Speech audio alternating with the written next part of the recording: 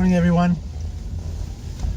It's Thursday, the 30th of May, 2019. It's 8:20 a.m. Well, actually, it's 8:15 a.m. And I'm going to work right now. Well, today it's going to be 9 o'clock. But for the rest, for Friday, it's going to have to be 7:30. So, I'm starting a new job today. Another one. And this one is actually one I really wanted for a long time. It took a lot of talking to interview for them to make up their mind that I was the proper candidate, the ideal candidate for the job. And they're not going to regret it. I'm gonna do my darnest to say just enough to do what's needed and to answer the expectation to the fullest. And yep, it's just down the street from where I used to work, so it's not a change of pace in regard of where I'm going. It's the same distance where I used to go 100 meters further. And it's they're not cheap. I can say that they're not cheap. It's not a cheap company, so that's going to be a huge deal for me, that I'm moving somewhere that they're going to meet the expectation of one of my criteria. And I'm going to do the three things I like: fixing things, assembling things, and fabricating things. So what more can I ask? It's not going to be a one-dimension job. And they're office chairs, so it's going to be fun to do. They have a lot. I know that they have a lot of different models of office chair, so that's going to be like fun as well to see everything that they have. And one of the best part is I can actually buy an office chair when the time comes. But I can actually buy an office chair from them, compared to where I was, where I wanted a car seat, which is not what they manufactured. I learned that after a while, that the boss told me that it's not the same. A car seat is not the same criteria as a truck seat. Safeties, installations are different, and you cannot just take a truck seat and put it into a car. It's not the same height, the same size, the same everything. So I was telling to myself, while I'm here, it'd be fun if you could reupholster my seat in something better. But apparently it's not a company that's there to satisfy the employees. That was my first disappointment when I started working for Noodler, is learning they're there for themselves. They're not there for the employees' good or employees' happiness or anything like this. You're just another numbers, unless you're management, which I was. That lost its charm really fast. Seriously, being a manager there and doing all these chores and never getting any gratification from it got old really fast. But I have to give it to the directors that he did manage to assemble a good team. We were getting along very well, and it was fun working with all these people I was working with. They were all nice people. So that was like one plus, because it was a big old family. Family with different religion. But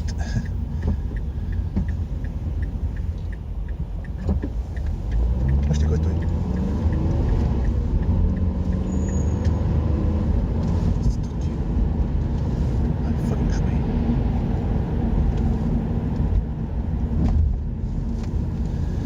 So right now I'm heading on the highway, and I'm heading towards Highway 30, which is probably at this time of day will probably be clogged up. So that's why I left early. It's 8:20 right now, 21, 8:20, and I'm expecting the worst of the worst. It's gonna take me 20 minutes to go from one point to the other on the highway. That's why 7:30 will be something good, because I'm never gonna be late. At this early in the morning, there's no traffic on Highway 30. It's one of Quebec worst highway. Back in 2012, the DOT gave the okay to stretch the highway from 2-lane to 3-lane. And at the company I was working for, we did the road survey to make sure that it was okay to do and there was plenty of room and everything like this. And after we did all our work, we gave the clear that it would be feasible without modifying the infrastructure that was already there to do a 3-lane highway. And then they say like, well, if we do a 3-lane highway out of this highway we're just changing the lane, there won't be any service lane. And what's the point? Because now on the road I'm driving right now, there's no service lane. If my car stalls, I'm stuck here. There's 12-inch of service lane. So what's the fuck? What's the point? Just change the highway to a 3-lane highway already. But the government of Quebec, as stupid as they are all the times, they did. I'm sure, for sure, the DOT of Quebec, the Ministère du Transport, they have something in collusion with the gas industry to make traffic appear everywhere, to make sure that people waste their gas instead of driving efficiently and consume the less amount of gas. It's utter bullshit all the time.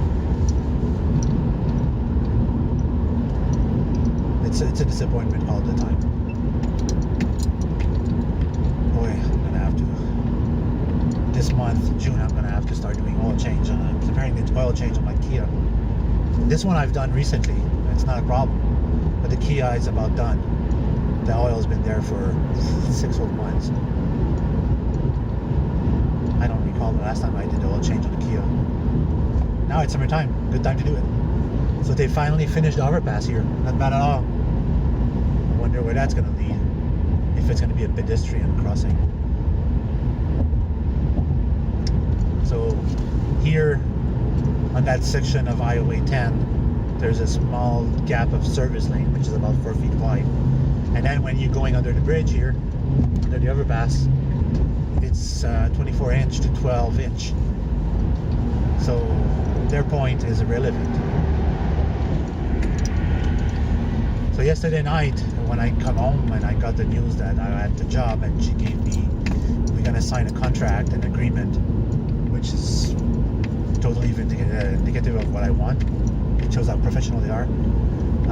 I draw a logo of the company, something that I saw in my mind that would be nice to wear on a polo shirt when I was a customer, instead of having nothing written, nothing. I go there and I have polo shirts written ADI with the logo on it, and I have like on my shoulder, wherever. So that would be like a big plus, something to be proud of, you know. You're proud to work for a company, you want to show it. So later on, I'll submit this idea when I got some emails of people I work with, and I get my personal email this time around. I was right, traffic, but not as usual, not as bad as usual. Check my lottery today. Like I always say, didn't win today, got to work another day. But $250,000 is it's a good amount if I want to quit and go study for a while. But mostly what I want right now is the time to go finish my equivalents and my GED. And the equivalent of our GED here is general education. It's called TDEG, which is well, it's a French translation, but it's basically they're gonna make you do some science tests, some skill tests, some basic math tests, anything like this. They're gonna see the extent of what you acquire as a knowledge. They're gonna see like if you know. They're gonna ask you if you know how to weld, if you know how to do mechanic, anything like this. And then if you answer yes to these questions, you're gonna go somewhere else, like a training center, training facilities. That's cool. Where you're gonna do the basic test to show that you can do these. And the equivalence of a high school diploma is $20, and the TEG is like $220. And if you know how to do electrical, electronics, mechanics, welding, all these things, you're going to pass test at that training facilities. I think to the course like at night, over the course of 5 weeks, it's one per night. And if those tests are okay and they pass on, they give you a certification. They say like you have the hand skill to do this job. You're not a professional, but you have the hand skill to do it. It's part of your skill set. And me, the skill sets are very wide. So I want to get as much as I can, and papers and certification and proof, not just word, not just photo of what I did in the past, that I can actually do it. This is something that really impressed the director now where I'm going. He saw my personal website and he saw everything that I did, and he said like, nothing's going to be impossible for you here. Making a chair is not something that's going to be tremendously hard for you. Nope, it won't be. I think that fixing and assembling a chair is going to be like the bicycle. It should take me 10 minutes at least per chair, barely. So I'm quite confident, and I'll see when I get on the floor, on the assembly floor, with the rest of the people there, and see how it goes. Because I'm going to participate to the production department, and I'm really looking forward to this. We're not going to build like run-of-the-mill, middle line, middle quality seats. Knoedler was supposed to be one of the top end truck seat manufacturers. And when I saw after a year of how they were proceeding, how cost-cutting they were making the seat, I showed them product to make the electronics better, to make a better design for the end product, to look more professional compared to our competitors. And they never took it. They never took the idea. And one of our competitors in Germany, we received one of their seat not long ago. And the seat has a locking mechanism. And me and my associate, we studied that mechanism for a while, and I was looking at the finish, the quality and the style of the end result of the seats, and it was, I would say, a good 25% better than ours. Give me a second. Sorry. So that's why I was disappointed with that we were making subpar quality product when we're supposed to be the top of the line. But most of our customers, they're not buying the top end seats. They're buying the most rugged seats, and usually our seats are some of the most rugged. We use Cordura Denier, 1000, 2000 Denier, military grade Denier, and the product. I have a cushion made out of that, and that cushion is going to be bomb-proof for years to come. It was my birthday gift from my seamstress. It was so fun to have that seat cushion. Well, it's just a big cushion for me to kneel on. So now, well, not so bad. I'm almost half an hour in advance. I was expecting worse, but it took me a whole 16 minutes to get here, just like usual.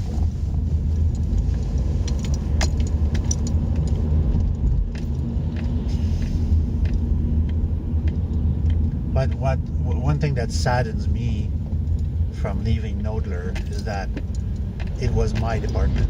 The painting department was my department. It was my own. I spent a year and a half there, and those machines, they were my machine. We knew each other. I knew every one of her little problems she was going to have and anything like this. So it wasn't. I was used to her and she was used to me, and we were working well together. And the moment that I gave that machine to someone else, that control panel to someone else, that single morning they had problems starting her up. The machine was kind of saying, it's not Francois there anymore. I don't want to start. I don't want to work with you. And 2 days in a row, one of the button light didn't want to come on. Even though it was working, it's just the button light wasn't coming on because it was burned out. Which will happen.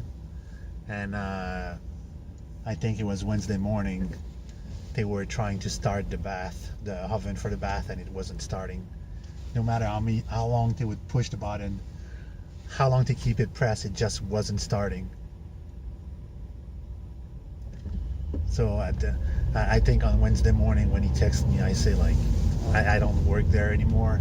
It's your issue now. I say, this didn't happen with me. It's a wear and tear problem, so do your best to solve it on your own. And it's not that he didn't take it very kindly, but he understand that I was passing on something else, you know.